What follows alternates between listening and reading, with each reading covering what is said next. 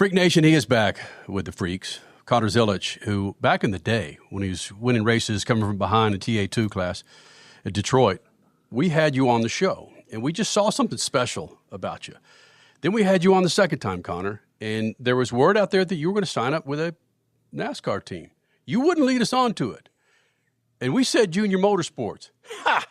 That was months before you signed. Did you know when we asked you that? Yeah, I knew. Oh, you bastard. I knew. Yeah, I can't tell you everything, but I didn't tell you no. I'll say that. So I gave you a hint.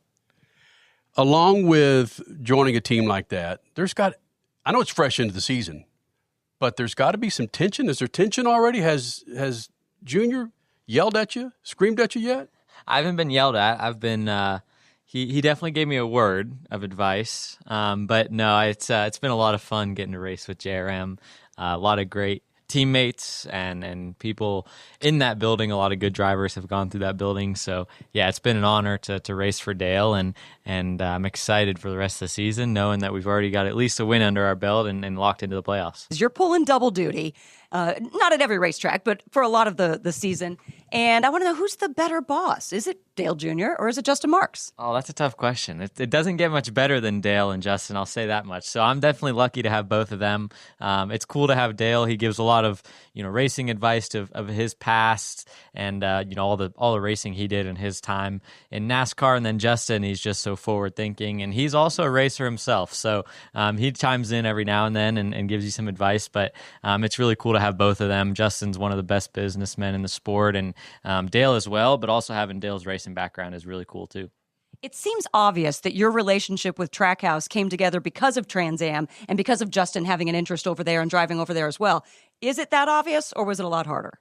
It took a lot, but that was definitely, kind of Justin and I's first step into, becoming, me becoming a part of Trackhouse. When I was teammates with him in TA, and, we really got to be close and hang out for an entire weekend. That was definitely the start of it.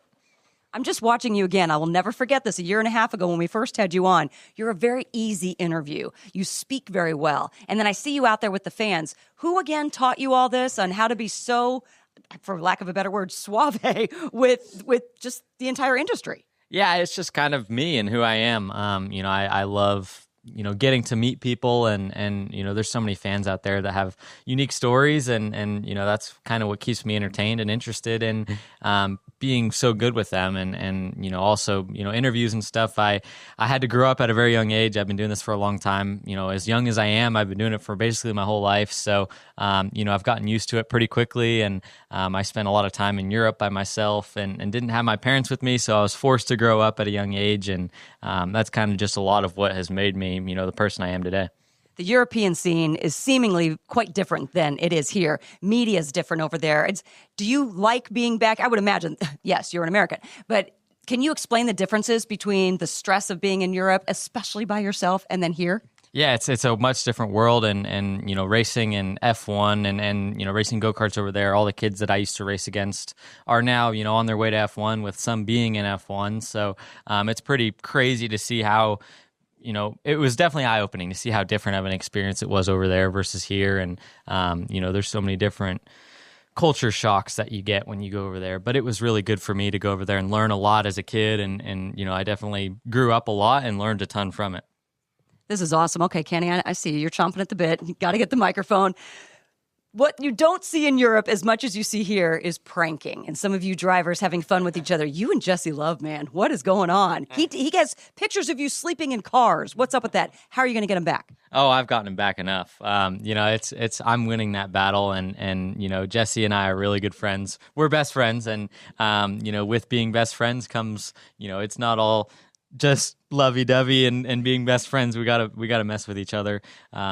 More than we probably should, but it's cool to have someone like that you travel with every week and can enjoy, their company at the racetrack. And, when it's time to put the helmet on, it's a different story. But as soon as we get off the racetrack, we're back to being friends again. I'm surprised Crasher didn't bring up the fact that I think Dario Franchitti and Tony Kanaan, someone pissed in their freaking seat before they got in the damn. Anyway, we're not going to go there.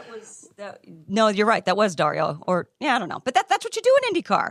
It's rookie orientation. When the car comes back at Indianapolis from the pits to the garages, you got a crew member that sits in there, and the drivers are like, okay, are we ready? And then he comes in for his pit in, and he goes to the bathroom, and the crew member sits in it, and, it's just Welcome to IndyCar. Yeah, no thanks. I'm good here. What you're doing isn't lost on the freaks and many people at such a young age, kicking ass. Put yourself in a freaking golf cart with no wheels, you're still going to win. Be honest with me. Your humility is apparent, but be honest. Has a veteran driver come up to you and go, dude, what are you doing? Have they asked for advice from you yet? No, nobody has asked me for advice. Kyle Busch, I was talking to him before the race at Coda, and he was asking for advice for his kid and how he should take his career with Brexton. And Brexton's going to be really good one day, and it was cool to talk to him about kind of his future and what his plans are with Brexton. But no, nobody's asked me for racing advice for themselves yet. I don't think any NASCAR driver has everyone's ego. All of our egos are way too high to ask another driver for advice. What's the one thing that's going to just take you to go over the edge and burn? What's going to aggravate you? Because you're so low-key and, again, humble. What's the one thing that's going to aggravate Skipjack here to get fired up? Probably someone going slow in the left lane on the road. There's not much. I mean, it'd take a lot to get me pissed off. And when I'm pissed off, it's probably not a good thing. Let's say a driver does what Austin Dillon did to get in the playoffs and runs right through you to get the win. What are you going to do? Oh, I might be pissed off then, but yeah, that's a story for another time. Until that happens, I guess you won't know. One of the unique things about this garage is you have so many guys that won championships, are well respected throughout motorsports. Give me a couple of drivers that you thought, oh shit, there's Jimmy Johnson or there's Joey Logano. Who are the drivers that you thought I can't wait to meet these guys?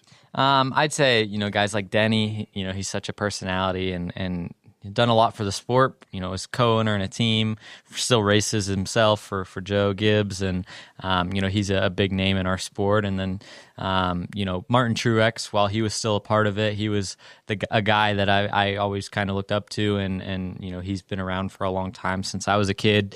Kevin Harvick, he's a guy that, I grew up watching on TV and he was really successful. So there's a bunch of guys, and especially some that I got to race against for the first time last week as well, which was really cool. And, I'm excited to hopefully race against them a couple more times. Overseas, who were some of the guys that you looked up to? It's hard not to say, Lewis Hamilton, especially when I was over there. That's when he was really dominant in F1. And, he was in a league of his own for a few years there. And then now Max, it's pretty crazy what he's doing. And, his take no shit attitude is definitely something that I admire of him. But at the same time, it can, that can lead you to some problems as well. So, there's a bunch of guys over there that have a lot of talent, and I hopefully, one day I'll get to see our worlds and their worlds clash in one way or another. That'd be really cool. Okay. And then who do you think you drive like, or who your personality is like out of NASCAR and Formula One? Who are you most like? I got asked this, and I didn't really know. I said Jimmy, but I haven't won as much as Jimmy yet, so I got to win a few more races before I can be a Jimmy. But I feel like Jimmy was a super laid-back, just easygoing guy, and kind of won, not in silence, but, he was never making big, making storylines. Like he was just winning and doing his thing and, working hard, and I feel like I kind of admire that about him. Okay, you brought up golf carts earlier. Just don't get on a golf cart. He fell off one. So. Oh, yeah. Well, I've done my fair share of crashing golf carts. So, well, you aren't eligible to drink and drive golf cart right now. So we'll just leave it at that. Hey, all right, we'll leave it with this. First time we had you on, talked about your dropping, and you could not grow a full beard. Yeah. Can you grow a full beard now? This is about as much as I can get, which isn't much. But give me a few more years. Maybe that was about almost 2 years ago, so maybe in 2 years, if you talk to me again, maybe by then I can grow a beard, but still no.